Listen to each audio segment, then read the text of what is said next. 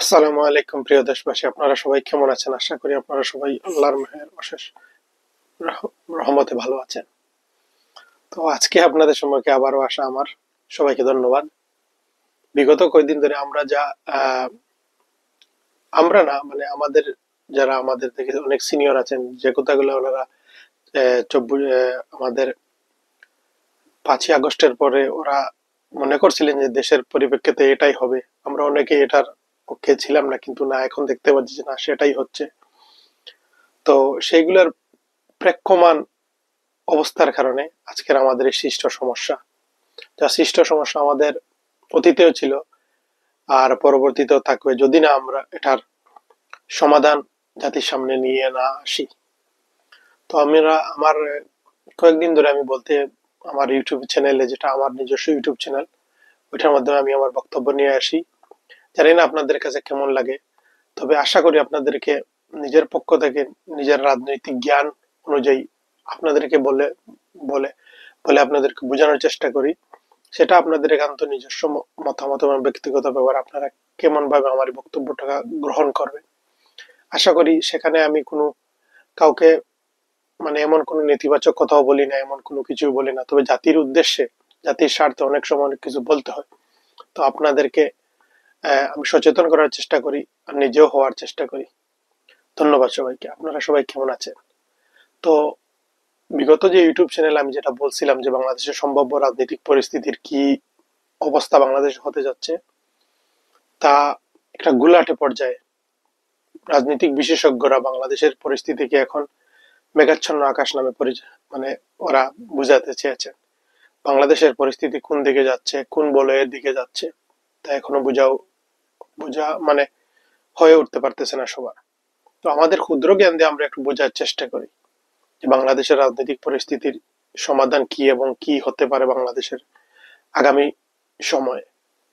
তো আমরা দেখতে পাচ্ছি যে এই যে ইউটিউব চ্যানেলে আমার যে ভিডিও আমি যেটা আপনাদের সম্মুখে নিয়ে এসেছি, যেটা গত ইউটিউব, যেটা আমি আমার নিজের থেকে যেটা আমি তৈরি করছি, তো এখানে বলছিলাম যে বাংলাদেশের রাজনৈতিক সমস্যা অনেক গভীরে আমাদের যেতে হবে সেগুলো সমাধানের জন্য।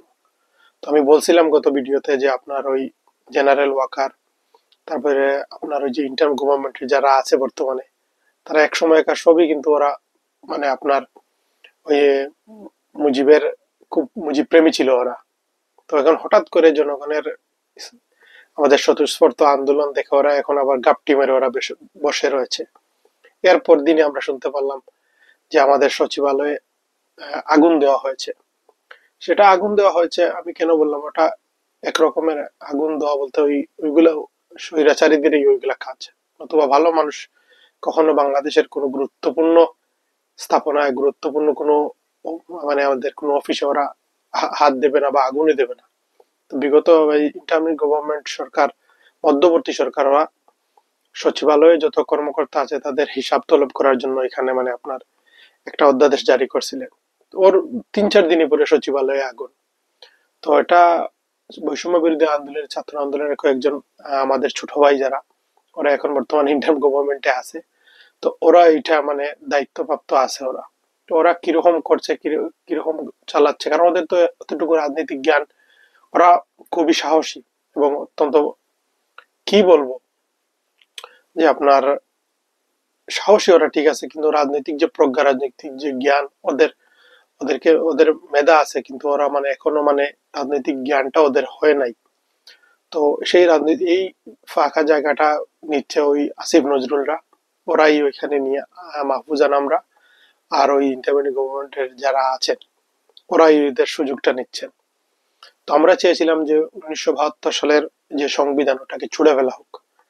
ওটা ছুড়ে ফেললে বাংলাদেশের গণতন্ত্র দেখবেন পুরো একদম কঠিন ইস্পাতের মতো দাঁড়িয়ে গেছে। কারণ ওই গণতন্ত্র আমাদের কোনো গণতন্ত্র না, ওটা আমাদের পার্শ্ববর্তী দেশ, আমাদের শত্রু দেশ, যেটা সবাই আপনি মনে করেন আর না মনে করেন, ওরা আমাদেরকে ওদের সবসময় শত্রু মনে করে। তাই তুমি যখন আমাকে শত্রু মনে করো, আমি অবশ্যই আপনাকে শত্রু মনে করবো। বন্ধুত্বর তো প্রশ্নই ওঠে না। তো যদি বন্ধুত্ব করতে চাও, তাহলে বন্ধুত্বের মতো আমাদের সামনে এসে দাঁড়াও, কথা বলো, আমরা আমাদের যথেষ্ট সম্মানের সহিত আপনাদের সাথে বন্ধুত্ব দেখাবো। এবং বন্ধুদের জন্য বাংলাদেশের ইতিহাস আছে, বন্ধু বন্ধুর জন্য লড়াই দিয়ে জীবন দিয়েছে, কিন্তু কখনো পিছপা হয় নাই। তো এখানটা অন্য জায়গায় যাচ্ছি। তো আমরা এই সরকারে আসা দেখার পর আমরা দেখছি নানান রকম রাজনৈতিক দল নানান রকম ভাবে ওদের যুক্তি স্থাপন করতেছে, জনগণের কিরকম সেবা করবে, জনগণের কিরকম অধিকার আদায় ওরা আন্দোলন করে জনগণের অধিকার ফিরিয়ে দেবে। তো একটা সরকারের কথা আপনারা হয়তো বলতে পারেন যে আমরা কেন বিএনপির বিরুদ্ধে এখন কথা বলি, আর বিএনপি এখন কি কি বা করতেছে, ওরা তো গভর্নমেন্টে নাই, ওরা তো এখনো সরকারে আসে নাই। সরকারে আসার পূর্বে এদের যা অবস্থা, সরকারে গেলে কি হবে। তো জনগণ আমার থেকে আরো ভালো জানে, কারণ জনগণ মাঠে থাকে, আমরা তো মাঠে থাকি না, আমরা যা ইউটিউব চ্যানেল দেখি তাই নিয়ে আমরা কথা বলি, এবং বন্ধু বান্ধবের কাছ থেকে যা জানার তাই জেনে আপনাদের সম্মুখে কথা বলি, এবং একটু মানে ঘাটাই জিনিসটা কি হইলো, কি থেকে কি হইলো, আরেক দুইজন বন্ধুর সাথে যারা রাজনৈতিক পরিস্থিতি নিয়ে সচেতন তাদের সঙ্গে কথা বলি। তো জামাতের আমির সাহেব একটা কথা বলছেন যে একদল স্বৈরাচারী চলে গেছে, আরেক দল স্বৈরাচারী ক্ষমতায় আসার জন্য অপেক্ষা করতেছে। তো এটা শুনে আবার তেলে বেগুনে আপনার ওই মির্জা ফখরুল ইসলাম, তারপর রুহুল কবির রিজভী, আর বিএনপির শামসুজ্জামান দুদু, মির্জা আব্বাস, ওই ওরা আবার যে আরেকটা নিশিরাতের ইলেকশনে হয় একটা হারুনুর রশিদ নামে একটা কি একটা ভণ্ড, বিএনপির একটা ভণ্ড, ও ও আবার চাইতে গেছে যে ক্ষমতা, জামাতের আমির ওটা কি বলেন। তো জামাতের আমিরের যে কথা, ওইটা তো উনি কারোকে কোনো দলকে নাম নিয়ে উনি বলেন নাই ওই কথা। তো আপনি যদি চুর হন, বুট চুর হন, তাইলে তো আপনার গায়ে লাগবেই ওটা। আর নতুবা আমি ভালো মানুষ থাকি, বা আমি যদি ভালো মানুষ থাকি, আমার যদি কেউ কিছু কথা বলে, মানে আমার দিয়া কেউ যদি কোনো কথা বলে, ওটা তো আমার গায়ে লাগার কথা না, কারণ আমি কখনো চুরি করি নাই, দুর্নীতি করি নাই, কারো তো 1 টাকা মারার তো প্রশ্নই উঠে না। তো এটা যখন আমি করি না, এটা আমার গায়ে লাগার কথা না। কারণ ওদের জানাই আছে যে ওরা দুর্নীতিবাজ, ওরা লুটতরাজ, ওরা ছাদাবাজ, ওরা মাফিয়াদের, আর ওরা আরেক মাফিয়াদের বংশধর। তো ওদের গায়ে লেগেছে তাই বলে ওরা এই কুকুরের মতো চিৎকার চামচা করতেছে। তো আপনাদের জনগণকে আমি সচেতন করব, আপনারা অনেক রক্ত দিয়েছেন। 1757 সালে সেই পলাশীর প্রান্তরে আমাদের বাঙালির রক্ত ঝরেছে। তারপর আবার 1947 সালে বাংলাদেশের রক্ত ঝরেছে। তারপর আবার 1971 সালে বাঙালির রক্ত ঝরেছে। তারপর 1975 সালে 15ই আগস্টের বীর সেনানী যারা আছেন আমাদের, ওরাই আবার নিজের রক্ত দিয়ে, নিজের জীবন দিয়ে বাংলাদেশটাকে বাকশালীদের উৎপাটন করে বাংলাদেশকে স্বাধীন গণতন্ত্র ফিরিয়ে দিয়েছেন। আবার 1990 এসে আবার ছাত্র জনতা আসে, আবার রক্ত দিয়েছে। আবার 2006 সালে 28শে অক্টোবর বাংলাদেশের রাজনীতিবিদের, ইসলামী ছাত্র শিবিরের বাইরা রক্ত দিয়েছে। আবার 2013-এর 5ই মে ওই শাপলা চত্বরে হেফাজত ইসলামের বাইরা রক্ত দিয়েছে। আবার আমরা দেখলাম 2024-এর 36শে জুলাই, যেটা বাংলাদেশের গণ অভ্যুত্থানের আরেকটা রূপ। প্রায় 10,000-এর মতো মানুষ পঙ্গু এবং আহত হয়েছে, এবং 1,000-এর মতো মানুষ নিহত হয়েছে, ছাত্র ভাইয়েরা এবং সাধারণ জনগণ, এমনকি ছোট 1-2 বছরের বাচ্চা পর্যন্ত গুলি লেগে স্পট ডেড হয়েছে। তো আর আমরা কত রক্ত দেব? আপনারা যদি আপনাদের দেশটাকে ঠিক মতো নিয়ে চালাতে না পারেন, আপনাদের জন্য আর ওই ছাত্র ভাইয়েরা কেমন করে রক্ত দিলে আপনারা নিজেদের দায়িত্ব সম্পর্কে সচেতন হবেন? আর কত রক্ত চান আপনারা? আপনাদের জন্য আমরা সবকিছু করতে রাজি, কিন্তু আপনারা আপনাদের দায়িত্ব সম্পর্কে আপনারা কোনো সচেতনতার কোনো অংশ নিতে চান না। এটার কারণটা কি আপনাদের কাছে আমরা জানতে চাই। আপনাদের কাছে আমাদের প্রশ্ন যে আপনারা তো এখন অনেক দলকে, অনেক নেতাকর্মীদেরকে দেখছেন, যখন যাকে সৎ মনে হয়েছে তাদেরকে আপনারা আপনাদের যোগ্য প্রার্থী, সামনে যে নির্বাচন যদি আসে, হয় বা জানি না কখন হবে কখন না হবে, বাংলাদেশের খাতিরে, আপনার নিজের খাতিরে আপনাদের যোগ্য প্রার্থীকে আপনারা ভোট দিন। কোন দলীয় প্রতীক মার্কা দেখে আপনারা ভোট দিবেন না, কারণ দলীয় প্রতীক মার্কা ওই ঢাকার কেন্দ্রে বসে ওটা সিলেকশন হয়, জনগণের সিলেকশন হয় আপনার নিজস্ব বিবেকে। তো দলীয় প্রতীক দেখে কখনোই ভোট দিবেন না আপনারা। 1957 সালে আপনারা দেখছেন যে কেমন করে ইস্ট ইন্ডিয়া কোম্পানি আমাদের দেশটাকে, ওরা আমাদের নবাব সিরাজউদ্দৌলাকে হত্যা করে, মীর মদন মোহনলালকে নির্মমভাবে হত্যা করে। মীর মদন মোহনলাল বাংলার সেনাপতি, ওরা বাংলার মানুষ। দেখেন আমাদের বাংলাদেশে আবার ওই হিন্দু মুসলমানদের একটা তথাকথিত ইন্ডিয়ার, ওই যে আমাদের শত্রু দেশ, যেটা ইন্ডিয়ার দ্বারা তৈরি, যে হিন্দুরা নাকি বাংলাদেশে নিরাপদ না, ওইটা না, সংখ্যালঘুরা নিরাপদ না, ওইটা না। কিন্তু এদেরকে ইতিহাস মনে রাখতে হবে। 1957 সালে পলাশীর প্রান্তরে মীর মদন মোহনলাল, ওরা ছিল বাংলার পক্ষের সিরাজউদ্দৌলার সেনাপতি। তো ওরাই নিজের জীবন দিয়ে দেশকে স্বাধীন অবশ্য করতে পারে নাই, কিন্তু গোসাটি বেগম আর মীর জাফরের ষড়যন্ত্রে ওদেরকে মৃত্যু মৃত্যু মৃত্যু এবং পরাজয় বরণ করতে হয়। কিন্তু না, তারপরে ওরা মীর মদন আর মোহনলাল ইতিহাসে সাক্ষী হয়ে থেকেছে যে না, ওরা বাঙালি হিন্দুরা বাংলাদেশের জন্য জীবন দেবে, কিন্তু কোনো ষড়যন্ত্রে ওরা যাবে না। কিন্তু আমাদের পক্ষ থেকে, আমাদের মুসলমানদের পক্ষ থেকে যে গোসাটি বেগম এবং মীর জাফররা ওই ষড়যন্ত্রে ওরা পা দিয়ে ওরা ওদেরকে পুরো জীবনের জন্য ওদের গোষ্ঠীকে মির্জাফর একটা গালি হিসেবে পরিচিত হয়ে গেছে। আল্লাহ যাক, ওদের পরবর্তী বংশধরকে ওদেরকে নানান রকম ভাবে নির্যাতন করা হয়েছে, সেটার মধ্যে যেতে চাই না। তো 1957 সালের যে কথা আমি বলতেছিলাম, 1957 সালে ইস্ট ইন্ডিয়া কোম্পানি যেভাবে আমাদেরকে লুটতরাজ করেছে, কারণ ওরা বহির্বিশ্বের মানুষ, ওরা আপনার আমার দুঃখ কষ্ট সামর্থ্য সবকিছু বুঝবে না। ওরা যেমন করে লুটতরাজ করে বাংলাদেশকে খুকলা একটা কাগজের টুকরোর মতো ছুঁড়ে ফেলে দিয়েছে এই আওয়ামী লীগ সরকারই। এখন ওরা বাংলাদেশকে চুষে পুষে লুটে কানাডায় বেগম পাড়া করেছে, আর এরা এখন ইন্ডিয়ায় বসে আছে। তাই আপনাদেরকে একটা কথা বলি, আপনাদের আমাদের রক্তে বাংলাদেশের রক্ত জড়িত।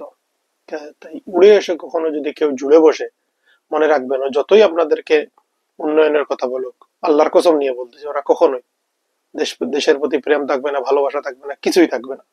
ওদের একই নেশা থাকবে, দেশের লুটের নেশা। তাই আপনারা আপনাদের জনগণ, আপনারা আমার ভাই সমতুল্য, পিতৃ সমতুল্য, পিতা সমতুল্য, মা সমতুল্য। আপনাদেরকে বলবো, আপনাদের যখন আপনাদের নেতা নির্বাচন করবেন, আপনাদের এরিয়ার, আপনাদের পাশের, আপনাদের সিটের যার নেতাকে আপনারা পছন্দ করবেন, ওনাদেরকে দেখবেন সততার, যোগ্যতার মাপকাঠিতে কতটুকু এগিয়ে আছে।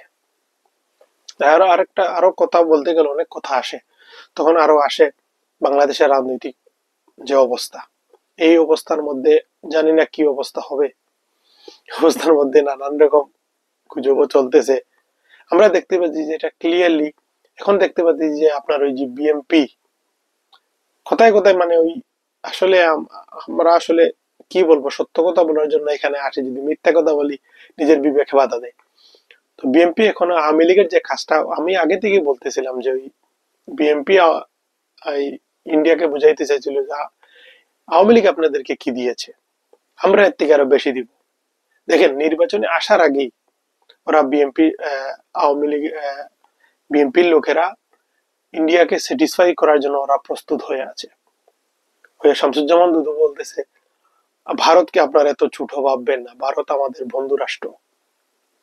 যে মানুষ ভারতকে তার বন্ধু মনে করে, আমি মনে করি তার মতো মুনাফিক আর কেউ হতে পারে না। কেন 53 বছরের পর্যালোচনা করে দেখা গেছে যে ভারত আমাদের কখনোই বন্ধু ছিল না, বরং আমাদের শত্রু হিসাবে ওরা আমাদেরকে গণ্য করছে, আর ওরা আমাদের শত্রুই ছিল। আপনার আসলে আমাদের গ্রাম, আপনার পরিবার থেকে গ্রাম, গ্রাম থেকে শহর, শহর থেকে একটা দেশের যখন তৈরি হয়, আমাদের গ্রামেই আসে রাজনৈতিক বিবেচনা করতে হলে। আপনি যদি একটা গ্রামে থাকেন, একটা পাড়ায় থাকেন, আপনার প্রতিবেশীর সাথে আপনার একটা ভালো সম্পর্ক নাই, ও প্রতিবেশী আপনার কথায় কথায় বলে আপনি আমার রাস্তা দিয়ে বের হতে পারবেন না, আপনাকে আমি আর আমার রাস্তায় আপনাকে যাইতে দেবো না, আপনাকে আমি পেঁয়াজ দেবো না, আমার বাসার উপর দিয়ে পেঁয়াজ নিতে পারবেন না, আমার উপর এটা নিতে পারবেন না, এটা নিতে পারবেন না, তখন আপনার কিরকম অবস্থা হয়? তো ওই পরিবার দিয়ে, আপনার প্রতিবেশী দিয়ে, আপনার প্রতিবেশী বলতে আপনার পাশের যে প্রতিবেশী, আপনার ঘরের পাশের প্রতিবেশী দিয়ে আপনি আবার একটু চিন্তা করেন আপনার দেশের প্রতিবেশী। তো ওদের দূরভিসন্ধি, ওরা কখনোই বাংলাদেশের ভালো চায়নি। কারণ বাংলাদেশ যদি মাথা উঁচু দাঁড়ায়, সরি, বাংলাদেশ যদি মাথা উঁচু করে দাঁড়িয়ে যায়, বিশ্বাস করেন আপনারা মনে করতেছেন বাংলাদেশ একটা গরিব দেশ, আমি কখনোই বাংলাদেশকে গরিব দেশ মনে করি না। হৃদয় থেকে বলতেছি, বাংলাদেশ কখনোই গরিব দেশ না। আমাদের বাংলাদেশকে যদি একটা ভালো সৎ মানুষের শাসন দেওয়া যায় 10 বছরের জন্য, আল্লাহর কসম নিয়ে বলতেছি, 10 বছরের জন্য যদি একটা সরকার সততা এবং যোগ্যতার ভিত্তিতে দেশটাকে শাসন করে, এই মালয়েশিয়া থেকে অনেক উন্নত হয়ে যাব আমরা 10টি বছরের জন্য, শুধু যদি একটা সৎ মানুষের শাসন বাংলাদেশে পায়। কারণ আপনারা যদি বিগত সময় দেখেন, বাংলাদেশের মতো ভালো, আমরা ইউরোপের কান্ট্রিতে আসি, ইউরোপ কান্ট্রিতে আসি, আমরা আমরা দেখতে পাই পৃথিবীর নানান দেশের মানুষ, নানান দেশের অবস্থা, নানান দেশের কালচারের সাথে আমাদের চলতে হয়। বাংলাদেশি মানুষের মতো এত ভদ্র, এত নম্র এবং পরোপকারী এবং মানুষের হৃদয়ের এক সামান্যতম কষ্ট হলে বাঙালিরা বুঝে, বাংলাদেশিরা বুঝে। তো আমাদের দেশ যখন 1500 শতকে 1600 শতকে বিভিন্ন দেশের রাজা রাজ্যরা দখল করতে আসেছিল, তখন ওরা পারে না, কারণ আমাদের ভৌগোলিক কারণে আমাদেরকে জয় করা ওদের জন্য অনেক কষ্ট হয়, কারণ ওরা ছিল আবার গোলার সাওয়ারি, আর আমাদের এই এরিয়া নদীমাতৃক দেশ হয় কারণ অনেকে এই দেশটাকে মানে যুদ্ধ করে জয় করতে পারেনি। তখন ওরা আসে শুধু এটা দেখছিল, একটা বাংলাদেশ যখন এটা একটা সোনার খনি, এখানে ছিল উন্নত মানের কাপড়, এই যে আমরা গুচি, তারপরে এই যে গুচি, তারপরে এই যে বড় বড় ব্র্যান্ডের কাপড় যেগুলো তৈরি হয়, প্রাডা, তারপর আপনার ওই দামি দামি যেগুলো আছে লুই বাটন, তারপর আপনার সুপার ড্রাই, অনেক দামি দামি ব্র্যান্ড যেগুলো আছে, বস, হিগো বস, তো ওইগুলা কুচিও ছিল না। আমাদের ঢাকার বিখ্যাত মসলিন নামে একটা কাপড় ছিল, বিশ্বের সবচেয়ে দামি কাপড়ের মধ্যে একটা কাপড় গণ্য হতো আমাদের ঢাকায় মসলিন কাপড়, সেটা এখন আর নাই। সভ্যতার গহ্বরে এটা অনেক নিচে চলে গেছে। তো আমাদের দেশটাকে সেই জায়গায় আমাদের নিয়ে যেতে হবে। আমরা এত চেষ্টা করতেছি, আমরা আসলে, আপনারা অনেকে বলতে পারেন যে আপনার ওই যে, আমরা তো আসলে একটা দলের হয়ে নিজেকে উপস্থাপন করি, দলের বাহিরে গিয়েও আপনার নিজের দেশের জন্য আমরা চিন্তা করি যে আমার দল যদি এমন কোনো কাজ করে যে এই দলের বিরুদ্ধে আপনি কথা বলবেন কি, আমি অবশ্যই, আমরা তো অবশ্যই দল, দল যদি কোনো সিদ্ধান্ত নেয় সেটা যদি দেশের বিপক্ষে হয় এবং জনগণের হক আদায়ে বিরুদ্ধে চলে যায়, সেটার জন্য সোচ্চার আমরাই হব। এরকম দেশের প্রতি ভালোবাসা রেখে যারা দল করবে বা যে কোনো প্ল্যাটফর্মে ওরা থাকবে, এরা সততার ভিত্তিতে, আমার কথা আমি বলতেছি না, এরা সততার ভিত্তিতে অনেক জায়গায় এগিয়ে যাবে ইনশাআল্লাহ।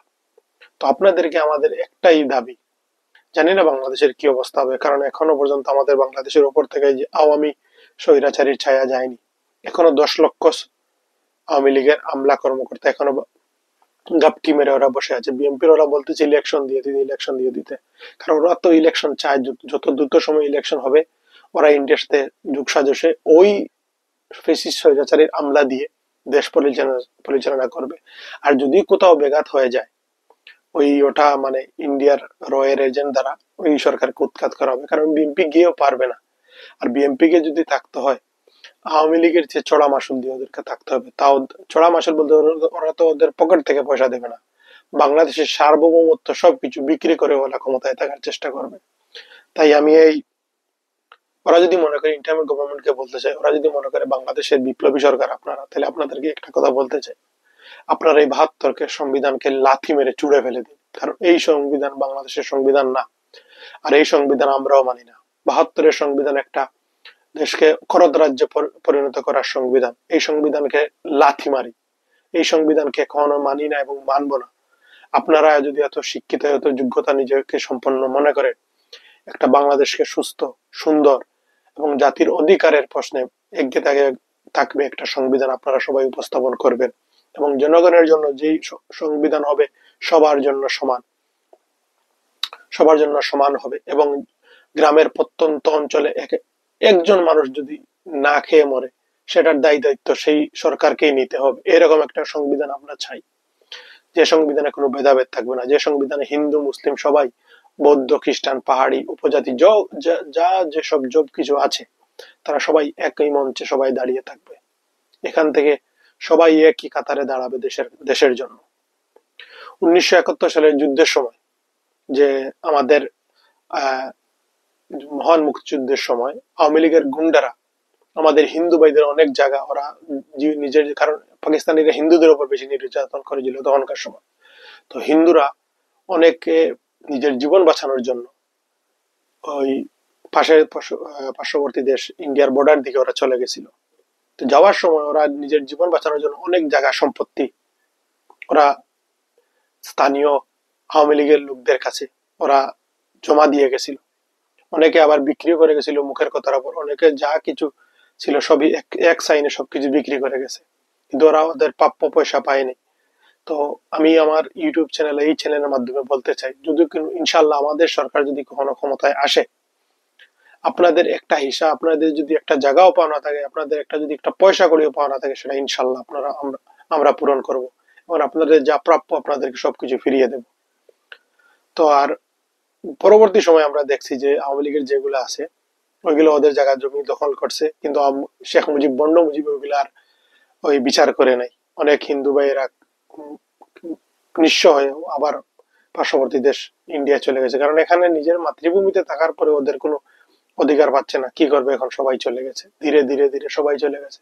বিগত পরবর্তী সময় 90 দশকের পরে যখন বিএনপির উত্থান হলো, পুরোদমে বিএনপির উত্থান হলো, ওরা এসে আবার ওই যে তৎকালীন যারা বাংলাদেশকে স্বাধীন করেছে, 15ই আগস্টের যারা নেতা কর্মী আছে, বাংলাদেশ কমিউনিস্ট পার্টি আছে, বিএনপি তো অনেক নির্যাতন করছে জনসাধারণকে।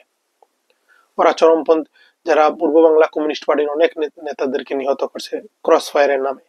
ওরাই তো প্রথমে ক্রস ফায়ার শুরু করছে। আওয়ামী লীগের তো বিএনপি শিখে আসছে কিরকম ক্রস ফায়ারে, বন্দুক যুদ্ধে, পুলিশের তথাকথিত বন্দুক যুদ্ধে মানুষকে নিহত করতে হয়। তো বিএনপিরও দোষ এড়িয়ে যাওয়া যাবে না, ওরা 1 নম্বর কালপ্রিট, ওদেরকে বিচারের আওতায় আনতে হবে। 2001 থেকে 2005 পর্যন্ত, 6 পর্যন্ত যত হত্যা হয়েছে ক্রস ফায়ারের নামে, ওইগুলো সুষ্ঠু তদন্ত করতে হবে, জনগণের সামনে ওটার জবাবদিহিতা করতে হবে। তারপর 2001 থেকে 2006 পর্যন্ত যেগুলো সম্পত্তি, মানে বিগত অপরিবর্তিত সরকারের, মানে বিগত সরকারের যেগুলো সম্পত্তি ছিল, ওগুলা কোনো সরকারের ছিল না, সরকারি রাজস্ব জমি ছিল। রাজস্ব হয় নাই কারণ ওইগুলা ট্যাক্স খাজনা অনেক কিছু ব্যয় করা হয় নাই। তো বিএনপি লিডাররা কি করছে, ওইগুলা ওইগুলা ওরা টেন্ডার করে, ওরা 5 লাখ টাকার জমি 1 লাখ টাকায় কিনে ফেলছে। কিনে ফেলে যখন আস্তে আস্তে টেন্ডার বাজি করতে করতে ওরা তো পুরো দমে ক্ষমতায় এবেন, অনেক মন্ত্রী মিনিস্টারও ছিলেন ওই নাম খাতায়। তো ওরা ওইগুলা দখল করে এখন ওইগুলা বুক দখল করতেছে। তো আমার জানা মতে খন্দকার আব্দুর রশিদের অনেক জায়গা বিএনপি লিডাররা ওইগুলা দখলবাজি করে ওইগুলা নিয়ে নিয়েছে। তো ইনশাল্লাহ বিচারের সময় আসছে, বিচার হবে। তো কত সময় লাগবে তাও জানি না। যদি 15 বছর পরে শেখ হাসিনার যদি বিচারের সম্মুখীন হতে হয়, তাহলে আরো যদি 15 বছর অপেক্ষা করতে হয়, ওইগুলার বিচার ইনশাল্লাহ বাংলাদেশের জনগণ করবে এবং এটার প্রাপ্য সাজা ওদেরকে দেওয়া হবে।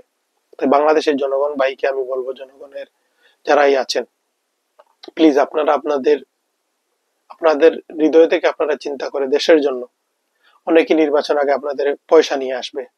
মনে রাখবেন একটা জিনিস, কেউ যদি আপনার কাছে পয়সা নিয়ে বুট কিনতে আসে, মনে রাখবেন ওর কোনো সদিচ্ছা নাই আপনাদের উন্নয়নের জন্য। আর কেউ যদি আপনার কাছে খালি হাতে আসে বুট চাওয়ার জন্য, মনে রাখবেন ওই মানুষটাই আপনাদের জন্য কষ্ট করবে এবং আপনাদের জন্য চিন্তা করবে, আপনাদের প্রাপ্য অধিকার ফিরিয়ে দেওয়ার জন্য মনে প্রাণে চেষ্টা করবে।